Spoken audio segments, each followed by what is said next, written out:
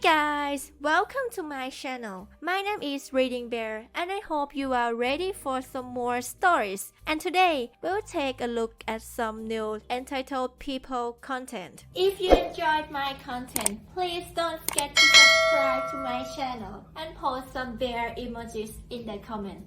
And now, let's dive right into the stories. The first story is titled, "You Can't Put a Lien on a House Not in Your Community." So, this happened years ago when I was in elementary school, so maybe 15 years ago, and I was living in Florida at the time. Anyone who lives in Florida knows how often new gated communities just pop up. Our neighborhood was established and has been before I even moved into the house. The house once belonged to my uncle. We had a neighborhood watch, but no HOA. The gated community was finally built, and people were moving in. Now we don't have a bad neighborhood, but we had some strange colored houses. Lime green and magenta with giant metal lizards hanging all over it, is an example of one. Our house was simple, hand brick and half concrete painted white. It stood out compared to some of the other houses. The new gated community is a HOA community and they thought the ruled overall. Soon people in our neighborhood were receiving fines for their house color choices, their unsightly cars, not approved mailboxes, and other nitpicky things. My parents received some for my dad's boat being in the driveway and even our unruly yard. We had a bougainvillea, which grows like crazy, and we were constantly trimming it. And we even got a fine for our fence. The old fence was chain link, and the new fence was a wooden privacy fence. Don't ask why we had two different fences. My uncle only fenced in part of the house. It was still good fence, so my dad didn't want to rip it out. Well, my mom and dad would just pitch anything they saw coming from that gated community as they had fancy stationery. This went on for maybe 4 or 5 months. We would revive fines for not meeting HOA standards and other violations. We talked to our neighbors, and they received them too. They tried to call and complain but were given the runaround and decided to pitch the mail as well. My mom received a phone call from her bank. They started to question her about the lien on the house that just appeared in the system. My parents had less than a year left on their payments for the house. They always paid extra every month for the house loan and were always in time. My mom was super confused and said there shouldn't be a lien. We don't have reason for there to be a lien. Turns out the gated community filed liens on almost every house in my neighborhood. My mom told the bank the situation and called a lawyer. I'm not all sure what happened, but I know a lot of the members of that HOA faced felony fraud charges, and it was a just huge mess with a pretty big lawsuit against the HOA board. We were able to pay off the house after the lawsuit. We even had a big celebration on one of the roads, a huge cookout, and we met people we didn't know before. I even made new friends with some kids that I didn't even know existed. People moved out of the gated community due to bad press, and a lot of the houses stood empty for a long time. When I moved away, there were still a lot of houses empty and it was like a ghost town. Last I heard, the name of the community changed and the houses were being filled up. So, I guess the lesson is, leave our bright houses alone and mind your own business.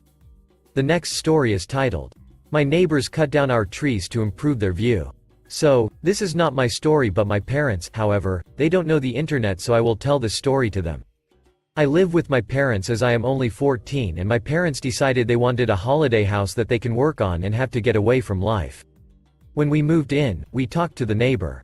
On one side is nice neighbors, a lovely couple who have just moved into their first house, and on the other side are entitled neighbors who rent their house to any people who want to have parties. When we look around the garden, we see 3 very tall trees, healthy trees which have probably taken about 200 years to grow. And as we are on a dip, these trees block the view of the house on the other side of the dip very well from seeing into my parents' bedroom and bathroom, which doesn't have curtains on the windows. I think you can see what's about to happen. We have to go back to our other house so my mum can go back to work when my mum gets a call from the nice neighbors, and this conversation ensued. "Hey, you need to come back here right now. The entitled neighbors are on your property with chainsaws and I don't know what they are planning to do." "Wait, what? Can you stop them? I'm so sorry, but my ferry is about to leave and I need to go to work. However, I can call the police if you want. I know all of them very well, so they will come quickly." "Yes, please, I will get my dad to get on the next ferry and get there as fast as he can." However, when the police got there, they were gone. I had just gotten out of school, and cause my dad need to pick me up, I went with him to see what had happened. When we get there, we see this view. The 3 trees are gone and what is left are 3 very hacked at tree stumps and some glass. They had cut down our trees and, in the process, smashed part of the glass wall around the deck. Hearing chainsaws, we look over. There is no fence yet. We see 3 mid-30 men cutting wood up, probably for firewood. This is when the entitlement really starts. "Hey, why did you cut down our trees?" "Oh, hey, we were just looking over to your side and noticed that if these trees fell, they could really mess up your house, and being new neighbors, we thought we should do the neighborly thing of cutting them down for you, a sort of new neighbors helping each out." "What? Those trees were really healthy. Also, you trespassed and cut down our tree without our consent. We are calling the police on you." The neighbor got so angry at my dad for saying this. "What the heck, dude? We improved your view and made sure the trees wouldn't hit your house. We helped you. Why to call the police?" Now my dad hates being called dude. It's like swearing to him, so him getting angry also being a lot stronger and bigger than them, so he just walked inside while I stay standing there not really knowing what to do.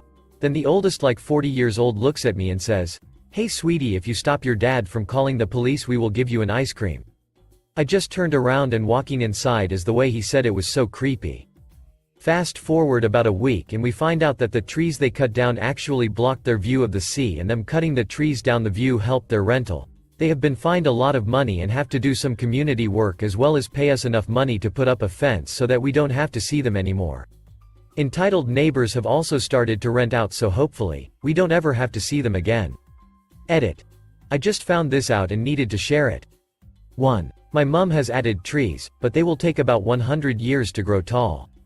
2. We are figuring out the boundary so that we can plant bushes, so the fence is harder to build. That does, unfortunately, mean I can't paint it. 3. For everyone saying build a high fence, to block their view the fence would have to be about 5 meters tall, and the build limit is 2.5 meters. 4. Turns out they have a dog that used to poo on our and a nice neighbor's yard, so nice neighbors are prepared to watch them build this fence while we are not at the house to make sure they don't do anything wrong.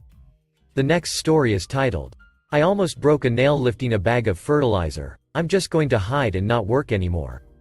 TLDR, slackers don't want to work and gets offended when confronted by other shift lead, then eventually gets fired. A bit of a backstory: this happened 2 years before COVID hit at my old job. These associates had applied for a position they knew would result in getting a bit dirty and hot. Yet they still applied for it and decided, "I'm just gonna hide in the break room and ignore every single call for assistance," then get mad about it when confronted by my shift lead who caught them slacking off. Cast. Me, Dragon Crystal equals myself. Mary equals garden shift lead. Slacker 1 to 3 equals garden associates who want to be paid but not actually work, and Jenny equals my shift lead. So around the time I worked as a cashier at the House Depot that is always short of staff in every department. It was the first summer I worked there cause I started during fall and endured the cold winter of working in the garden center.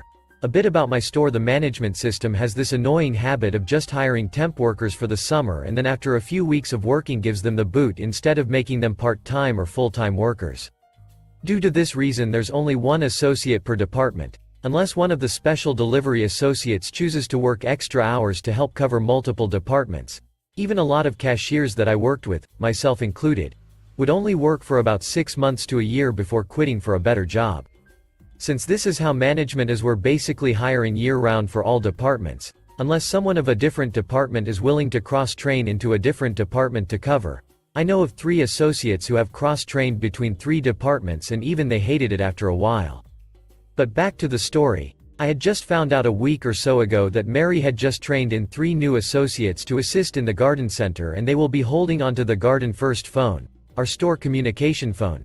Well, at first they did work, but as the summer temperature started raising and customers were spending more time gardening, the slackers started not wanting to work and would just hide or take extended breaks to keep from getting their hands dirty.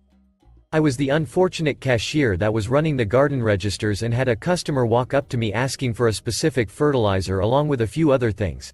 I couldn't answer the question, so I told them that I'll get a garden associate to assist them on it. Well, when I called the garden phone, nobody picked up, or someone would pick up but immediately hang up before I can get in a single word. So, I'd end up paging for assistance over the intercom, or if I'm fortunate enough, Mary or a fellow associate that has gardening experience comes along and I pull them over to help the customer. Usually afterwards the associate would ask, "Hey, where's slackers 1 to 3? Me. I don't know, the last I saw them was probably an hour ago, maybe more." The associate would go looking for them. Eventually slackers would show up again, but only to water the plants before disappearing again. Then when called to assist customers, no response, or they are answered with angry glares or angry grumbling about getting dirt under their nails or just complaining about the heat.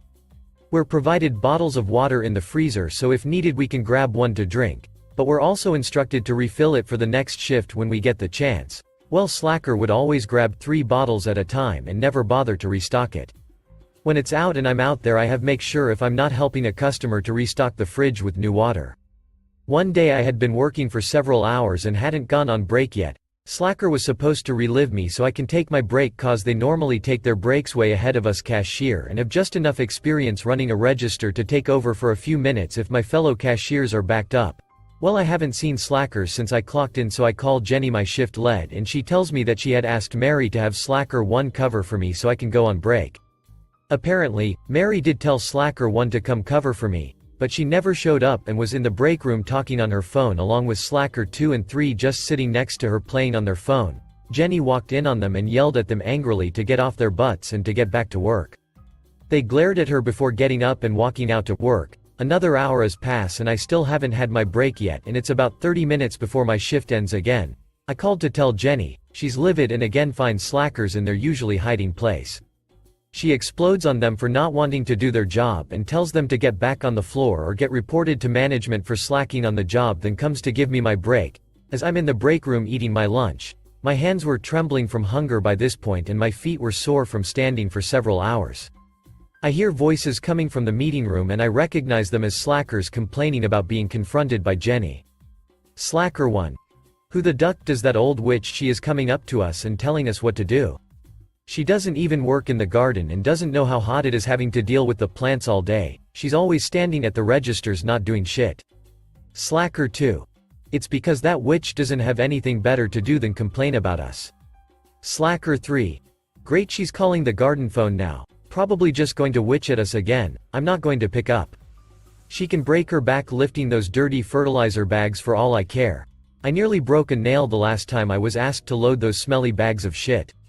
Basically, they just kept ranting about this for another few minutes while ignoring all the calls for assistance from the garden center. Without realizing that I can hear everything they were ranting about from the break room, I quickly finish my food and let Jenny know about what slackers said about her.